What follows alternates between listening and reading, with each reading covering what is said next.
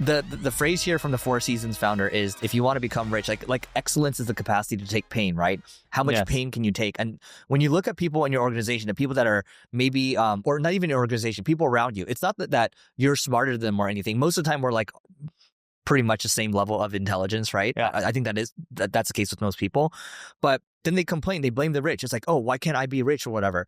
But you look, we've talked about this before, like the amount of times we keep getting kicked in the nuts throughout the years that we've been in business. Sometimes you get kicked multiple times per day, right? In the nuts.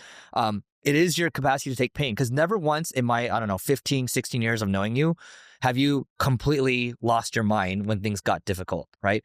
And it's the same with me. Like, you just keep going, and most people just give up too early. And there's the book that I constantly remember. It's called Think and Grow Rich. And Think and Grow Rich, it's basically like, you think of this meme where there's like two people mining for gold. One guy quits right before the gold's right there. The other one just goes a little further and gets there, right? And that's what it is. To get to the next level, you just have to take more and more and more pain. It's not that anybody's smarter than you. It's, for the most part, it's not because they're richer than you or whatever. It's just that they had more capacity to take pain. But do you know why? And I'm not saying this is how it always is, but I've seen a pattern. Do you know why you and I are good at taking the pain and just going after it? Why? Because we grew up with very little to nothing, and we've had pain for the majority of our lives. So that's all we can remember is struggles. Yeah, it's good. But pain builds resilience. And I think I was joking at the AI potluck yesterday, where it's mostly like, Indians and like, Chinese people or Korean people. Like it's kind of built into our culture, right? But it's because we also grew up with nothing, and we suffered and we struggled when we came here. Yeah. Okay. But now let's go back. All right. Our parents struggled much more than us. You agree with this, for right? sure. Much more pain. Yeah. Your mom, when she was selling homes and barely had anything, when she had a commission check and someone needed a washer and dryer, could barely afford it, she would give part of her commission check when she needed the money. She was making good money. At that time, she was making good money? She was making good money, yeah. But before, when she was helping people out. When she was starting out, yeah, like she absolutely would sacrifice for the future. Yes. And while taking care of me. No, but also help out her customers as well when things were hard. Totally. Right? Yeah. I get in the last part of her life, she had money, but she spent the majority struggling. Yeah. Okay? They struggled more than us. Would you agree they know how to take pain better than we do? Yeah. All right. Would you agree that... And their grandparents. Yes. Our grandparents. Yes. Would you agree that people like my kids, Eric doesn't have kids yet, will not be as good at taking pain? That depends on you and your wife. Okay, sure. But would you agree that their life is more of a bubble? Yes. And by the way, remember I told you we had like a dinner a couple months. I don't think you were at this dinner, but the one worry about this, it was like a entrepreneur dinner. The one concern everyone had was their kids will not be resilient. And I think that's a concern you probably have too. Very much so concerned. But when you're talking about pain, a great example of this is my kids don't know pain yet. They're young, 4 and 6. They're growing. But my son the other day, I live in a neighborhood where some people have a lot more money than I do, right? Like, I'm not sitting in $100 million home. I literally have people in my neighborhood with $100+ million Neil's is homes. just, a fraction of that. Correct. So then I drive a Honda Odyssey. That's my daily commuter. How many cars do you have? I got rid of a lot of them. You liar. No, I just got rid of them. Yeah. When? The Range goes to my dad this weekend. I didn't even know you had a Range. Yeah, I have a new Range. It's all blacked out. It's in the front in valet. Oh, that's the car there. I was like, I've had that for like almost a year now. Which ass is in the handicap spot? It's you. No, the valet puts it in the handicap spot. Yeah, I was going to park in the handicap spot. You could've. Then they told me to stop parking there. It's for you. No, we don't park. They valet our car. So wherever they put it. Anyway, continue. Okay. But we're getting rid of more cars. The one I drive, and Eric knows I'm not the best driver. I tend to drive a Honda Odyssey because I'm very comfortable driving the Honda Odyssey. I could drive a nicer car. Yes, Eric's point is we have nicer cars in our house. So for me to get a Range Rover, you can imagine some of the other cars we have that I'm not giving away. I won't get into that. But my son tells me the other day, Daddy, you need to work harder. He's like, I need a Bugatti. Wait, how old is he? 4. Dude, that is insane. I didn't even know what a Bugatti was at 4. I don't think they were that popular back then. Because remember, they came out, I don't know, like 10 years ago, and they made the world's fastest car, whatever time frame. Yeah. But either way, we knew what Ferraris were when we were kids and stuff. He straight up says, work harder so we could buy. Because he asked me for a Bugatti, before his birthday. He turned 4 last month. Yeah. And I didn't get him a Bugatti. And I told him, I would love to buy you a Bugatti. It's too expensive for daddy. Daddy can't afford a Bugatti. Yeah. Okay. So then it's an easier conversation to have, you know, just saying like, look, you need to save up money. I can't afford it. And then he ended up telling me I need to go travel more and work harder to buy him a Bugatti. You're like, okay. I said, okay. But that's an example of not like, I worry about that future generation not understanding pain like you and I understand. Can I give you a framework? I actually was listening. So it's interesting because I don't have kids, right? But on X and even on YouTube, I have like a parenting bookmark. So like for future me, right? But this one I got, I think you actually like this. So whenever your kids want something, they have to pay for 50% of it, right? In the future, maybe like right now, like maybe no, we make them pay 100% of it. How do they pay? How do they get the money for it? No, they do chores. They have. Well, yeah, great, right? So like they have to basically like in their teens or whatever, they're gonna have to work for it, like whatever you want to buy. If you want the Bugatti, okay, you're gonna have to pay for get up to 50%. How much is a Bugatti? A couple $100,000? No, like $2-3 million. Really? I'm guessing. I don't know. I looked it up. So he'd have to figure out how to get the 1.5, and that I'm not going to give him 1.5. You can pay for the whole thing. Okay, great. So yeah, but you get where I'm going from, right? It's like that's like forced resilience. Like, hey, me covering 50% is still phenomenal, but you got to figure out how to get the first 50%. No, we do the same thing right now, but we do it for 100%. Yeah. So if they want a toy and they don't have enough money, you're not getting the toy. Okay. Unless it's a birthday or Christmas. How much do I make if I'm your son every hour doing chores? They earn around $10. I don't know the hourly, but I know weekly they're earning around $10. Oh, okay, great. Dude, so you have a nice framework. Yeah, we have a nice framework. Yeah. So like if we go into Target usually, at least the one we go to, has a Starbucks inside. I don't know if that's common with all of them. Yeah. If he wants a cake pop because he likes them, he has to use his own cash because we're not buying him a cake pop. Dude, that's awesome. And if he wants a toy and he uses his money on a cake pop and has no more money, we'll tell him, well, this is all the money you have. Yeah. You don't get it. Yeah. The other thing we're starting to do, my son is actually better at math than my daughter. He's 4. He does 3rd grade level math at this point. Third grade is how old? 7? 8? I think. Wow. He loves math. He doesn't look at homework as homework. He thinks it's fun and playing. So he just wants to do it like at least an hour or 2 a day of just learning math and reading and stuff. But he's actually stronger on math. He prefers that as a subject. But I'm starting to introduce this new concept that I'm trying to teach him because he has saved up around $400-ish. Some of that came from like Christmas gifts, people giving cash, or birthday gifts. And I'm trying to teach him the concept now because he's understanding money better. Is if you save a portion of it every month and you don't spend it, dad will give you interest. Mom and dad will give you interest. Mm-hmm. So you're saving it and investing it. Yeah. And I'll make up something that they're investing in. Yeah. Or, say like you're investing it in dad's company. Yeah.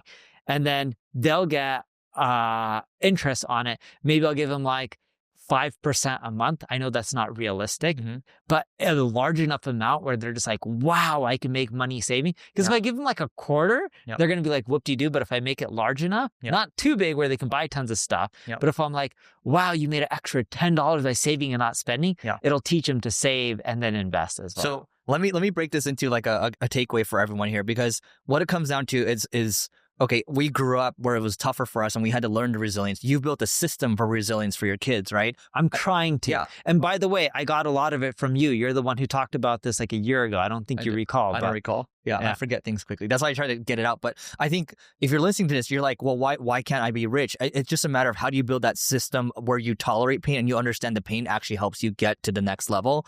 And I don't know why I want to share this story right now, but my Siu tutor told me that there's this show on Netflix called American Factory. And it's where this Chinese business bought this American factory, right? And then one time they brought all the Chinese people over and the Chinese HR was talking to the Chinese team. He's like, guys, make sure when you talk to the Americans that you compliment them a lot. They love compliments, right? And all the Chinese people started laughing. My point is, in like Chinese culture, for example, you actually like, you kind of disregard the compliments and you look for the criticism more because that is a level of pain, right? So if somehow you can engineer some level of pain and resilience into your world, going to work, waking up early is painful in the morning. Going to the gym is painful in the morning. Eating healthy is painful. You start to build those and they carry it over to business and you're like, where else can I find the pain? And then you're going to get stronger. And then you just realize that's part of life. And if you can't take the pain, what's going to happen is you end up drinking all the time. You end up eating a bunch of food, you get fat, and you start, doing all these drugs and all that. And no wonder you're depressed all the time. So the solution is you take the short-term pain or else you feel the long-term pain. That's right. And by the way, Eric is as American as you can get. When he was giving the Chinese and American example, he's not trying to say, guys, I'm pro-America, guys. Pro-America. He's not trying to say it's better in one place or another. Yeah. He's actually very pro-America. It just is. It's not better or worse. It just is. Yeah. All right. Go for okay. So now you want to talk about the cursor price increase. The moat. Okay. And by the way, before we get into that, the example I was giving with cursors, I do think it's great. It does like 80, 90% there. And yes, you may need help on the 10%, but it still saves you a ton of money and time. Yeah. Okay. So we'll talk about the high pricing and then we'll talk about how marketers are actually using cursor now. I think you'll like it. Yeah. So Gary Tan, president of Y Combinator, tweeted this. So basically, Cursor went up from $20 a month to $200 a month. I think since then they've maybe rolled it back and said, "Hey, we'll refund you." I think they're still going to stay at the $200 per month. But this guy Simon Wilson tweeted this. I think this highlights a few interesting trends with this price increase. Firstly, the era of VC subsidized tokens may be coming to an end, especially for products like Cursor, which are way past demonstrating product market fit. Tokens are, OpenAI, like when you're the tokens, right? Secondly, the $200 a month plan for 20x the usage of $20 per month plan is an emerging pattern. Anthropic offers the same exact deal for Claude Code with the same 10x price for 20x usage multiplier. Professional software engineers may be able to justify one $200 a month subscription, but I expect most will be unable to justify two. The pricing here becomes a significant form of lock-in. Once you've picked your $200 a month coding assistant, you are less likely to evaluate the alternatives. Yep. I think the 10x price increase is going to get them more lashback, but I bet you it'll make them way more revenue and profit. Yeah, which is, by the way, this is the same PE playbook for SaaS companies for a long time. And I love that it's at 10x. 10x. Vista Equity has been doing it for ages. They buy a company, they figure out where the value is, and they jack up the price in those areas, and they make more money with the same product. Yeah, there's also like switching costs too, right? Once you start to like for ChatGPT, for example, because it has memory, I'm less likely to use the other ones now. And then the O3 Pro and the deep research and MCP connectors, I actually use it a lot more now. So let me talk to you about how marketers are using Cursor now. So imagine you can go into Cursor, which allows you to, code complete and things like that. But you can work inside of Cursor to have it say, "Hey, hook in with the MCP for Appify and scan all my competitors' Facebook ads over here, or scan their landing pages and make a new one for me over here. Oh, I want to invoice Neil. Okay, invoice Neil. Boom." It's like you're working inside of the terminal and you're just commanding it to do a bunch of things for you. And I've been doing something this week where I'm not necessarily using Cursor plus Claude Code yet with its MCPs, but I am using the OpenAI's, the ChatGPT MCPs, meaning I'm hooking in with Google Drive and I'm hooking in with my HubSpot. I'm like, hey, how did, because our one-on-one documents are all in our Google Drive, right? Hey, how did all these people perform in the last 90 days or so? You score them, right? Oh, HubSpot, wait. Which leads should we be re-engaging with? How have these companies done? Like, look at my Google Drive. Who are all the proposals we pitched in the last 3 years or so? And which companies have actually grown? And then it shows me a column because it does deep research on the net. And then it shows how employee size, how it's grown over time. Who should we be repitching? Why? And then I'm like, you can do all that within there. And like, you imagine all the more you can do within Cursor, and you're seeing way more people now marketers saying, I'm using Cursor, plus I'm using Claude Code, and I'm just operating in there all day. So I had a presentation about this with around like 13, 14 people on my team in marketing. You presented? Okay. And the example I gave with Cursor, it's like a modern computer within a computer. Yeah. You're using a computer to log in, and you can do things with Cursor. It's just like, it's a virtual human in there that's helping you with everything that you need to get done. Even if you don't have the skills, it can help you out. And then what I did is I started having them ask me certain things that they would do on a regular basis. Tell you or ask you? Tell me. Or they can say, hey, they would just tell me what they're doing. And then we would go over together on how they can actually do it with Cursor, because we have someone on our team who just specializes on Cursor and helps other people onboard and use it for their daily work to become more efficient. And we're teaching them how to just become more efficient and get way more done. Are you using Cursor yourself? Not really. Because the thing is, it does. I have it. You have to like spend time setting it up and all that. Like, I'm just too lazy. And then tomorrow I'm like, okay, fine, I'm just going to do it. But like, you have to set up you remember using MS-DOS back in the day? Yeah. It's like using MS-DOS, right? You have to like CD this and that. Like, you have to learn a couple commands and all that. But if I'm going to become way more efficient with it, like, why wouldn't I do it? So I think we're going to see a lot more people, not even just marketers, using IDEs like Cursor to get their jobs done faster. Yeah, like I did a 4-hour crash course of Cursor with Kaio on my team. So he sat down with me, we're screen sharing, and he taught me how to use it and leverage it to make things more efficient.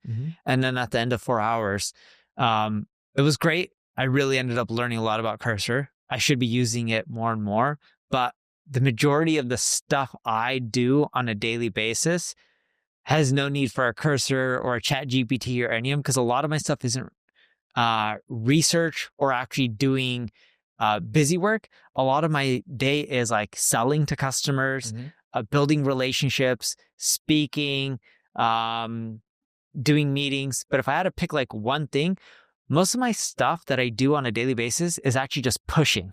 When I say pushing, like calling someone and be like, did we get this done? Why not? What do you need to get it done faster? Or like, what are you working on? Remove these 3 things. I only want you to focus on this one thing. You had 4, just focus on this one thing. When is it going to get done? That is the majority of my day. Do you check in with them to see if they got it done? How many times a day do I check in with them? Yeah. So the thing, by the way, Neil's not That's just the real question. so you can't, just pushing is not enough. You actually have to check back in with them. You agree with that, right? Oh yeah, dude. Yeah. I drive people crazy so much. Like I check in with people so often that some people will tell me, hey, just as a heads up, Neil, when you respond back to me, I'm traveling in Europe right now, so I won't be able to get back to you when you respond back. Because they know I'm going to bug them within an hour being like, is it done yet? Yeah. Dude, I have a guy on vacation right now. He's amazing. I love him to death. He hasn't taken a vacation in 4 years. So he's at home right now, but he's still focusing on a lot of our AI stuff because he's finding it so fascinating that he loves it. So we called him during his vacation, and me and my co-founder, and we didn't know he was on vacation until we called him. And he's like, dude, I love it. So I'm still working on some of it. I'm like, okay, we still want you to have your vacation. And during it, we still talking for like 30 minutes. So like, so when's it going to go live? And he's just like, I don't know yet. I'm missing X, Y, and Z. I'm like, don't worry about it. You'll get that today. He's like, you sure? I'm like, yeah. So then Mike and I just go call the other people right then. Like, I need it in the next hour. Yeah. So we ended up getting it within like 2 or 3 hours. We didn't get it right away, but close enough. Yeah. Get it to him. And then he's like, I'm going to take my vacation, but tomorrow I'll have timelines for everything. So then Mike pings him. We both are actual pushers.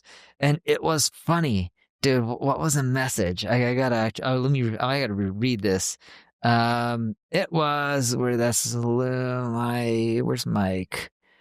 Here's the image. I'm getting close to it. Let's see. No. Either way, I can't do. We have so many text threads. It's just so hard to go through all of them. But Mike starts with something like, he says his name. And then, because the guy's on vacation, it's ETA day, smiley face, and then he has a Mike smiley said that. face. Yeah. It's ETA day.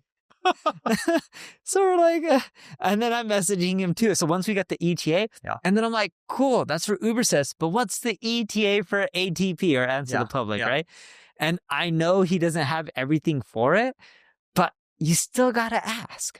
And then they're telling you why they don't have an ETA. And it's like, cool, I will go and fix that stuff. And then I'll tell all the other people, I'm like, next day, tell me the ETA at the latest for the other This product. is underrated, and I don't want to miss the details here. So one, absolutely, you need to have pushers, right? But you also have very exceptional memory. So you have like a project management tool in your brain. So I think you do actually remember when people say things, or you're like at least close to it. So you'll know when to follow up. My problem is I have bad short-term memory, right? And so I had to make an Asana board called Delegated by Eric Ford, and I'll just assign all these things.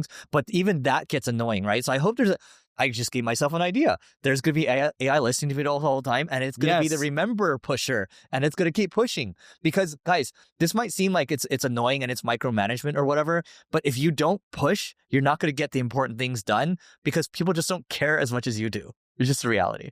Dude, and I straight up said, and the launch of V1 of ATP, the new version with AI, end of July 2, wink. That's when we started getting to ETA about that. Yeah. But when he told us that ETA was end of August, the first thing I did was I called our product manager, not project manager, but product manager. And I told her straight up, I was just like, the feature that they're launching, I don't want to derail things or move anything around. that feature is not going to be that used. The most used feature in Uber says is the keyword research. Why not add it to there first? And they're like, I don't have the designs for that, so I can't get an ETA. And I was like, will the ETA of that affect the ETA of the other thing? Because if so, I can reshift. And then the first thing I ended up saying was, hey, why don't we do both and take the people who are working on maintaining the old product, which won't be in existence forever, shift them over and do them both simultaneously so I can have one of them done sometime in the next few weeks if possible. Yeah. But you just got to push and you got to follow up and you can't forget. Yep. And you got to follow up multiple times a day, 7 days a week. And I know that drives people crazy, but it works. It's true. It's true. And look, Neil's not trying to be a bad guy or anything. It's just, this is what's required to build something great. And let me ask you this. Does Mike have a good memory? Does he remember to keep pushing? I don't think he pushes as you push pretty frequently. No, he pushes a lot too. So he remembers. We both remember. Yeah. I don't know how he remembers. I don't make notes of it. Yeah. I think it's just in your head, right? For me, everything's in my head. Yeah. He is much more organized and he'll like write things down and have all his notes and stuff. I just store it in my head and I just know to follow up with people. And I know like, you know, when it's going to be due, when they're going to say, and I'll know to even follow up a few weeks ahead to make sure that they're on track. And if they're saying they're not on track, why? And what do I need to cut to make sure they're on track? Yeah. It's just all compromises and pushing. And if you don't have people who can handle that pressure, if that's your personality like mine, then you're working with the wrong people. And when I interview people, I make sure they're okay with that before I hire them. So that way they know what to expect. Okay. So we call this the anti-sell, right? So we tell them what they're going to get into. So how do you tell them that about your level of pushing? Oh, I'll give them examples right then and there. Yeah. So I'll say, okay, we want to release LLM features of tracking how many times you're recommended on different keywords or prompts on ChatGPT, Gemini, Meta, the list goes on and on. And I'm like, how would you go about building it? So asking all the questions, making sure they're on the same page or thinking about it. So like, I'd build it all at once. It'd be like, okay, that's overwhelming. It's going to take too long to get something out. I would have been like, you're looking for logic. Like, I would first do research on Google Trends to see which is the most popular platform and has the highest usage. I think it's ChatGPT because that's what I never talked about, but I would verify. Based on that, I'll roll that out first, then I'll roll out the second, then I'll roll out third. I want them to even think about like, and then I would research which startup programs these have, and then I would get the credits for them. So then that way we would save money. So I'm expecting people to start going down that track. Sometimes I guide them like with the credits or stuff because some of that stuff's not the biggest thing, but I want people to be money conscious in my organization. Mm-hmm. And then, assuming everything's running, I'm like, how do you deal with pressure? And most times people will be like, okay, I'm great. I'm like, how do you deal with being a player and coach if it's a manager role? Because I'll tell them, I'm like, I expect all my managers to get their hands dirty. Mm-hmm. Doesn't matter if you're a CMO or product manager, you need to get your hands dirty and actually do the work. And then I'll go into examples. I'm like, how would you react or how would you feel if I messaged you 3 times a day asking about this deadline? Okay. And then I would say, if I message you about the deadline and you don't respond, what do you think that's going to make me feel like? Mm-hmm. Okay. And then on the flip side, I'll be like, what if I message you at 6 at night or 7 at night and you're 4 hours ahead in time zone. So for you, it's at 10 at night. Mm-hmm. How would that make you feel? Mm-hmm. Would that irritate you? I'm like, you can just be transparent because I'm just telling you my personality. The last thing we want to do. These are execs mostly. Mid-level and execs. Well, it's people superstar, people you're going to work with. People I'm going to work with. Yeah. That's a better qualification than their job title because they could be a person just writing emails. Yeah. When I work with someone, this is what I expect from people. Yep. And if they can't do it 7 days a week, and I'll even go with like, I'm like, there's an emergency. This is what happened. It's Christmas. You're with your family. You have kids. They want your time. I understand that. What would you do in this scenario? And I just want to hear what they have to say. Yeah.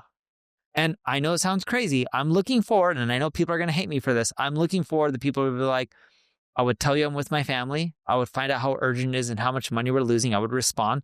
If we're losing a ton, I would drop and spend like 10, 20 minutes or 30 minutes fixing it or trying to stop the bleeding at least. And then I'll get back with my family.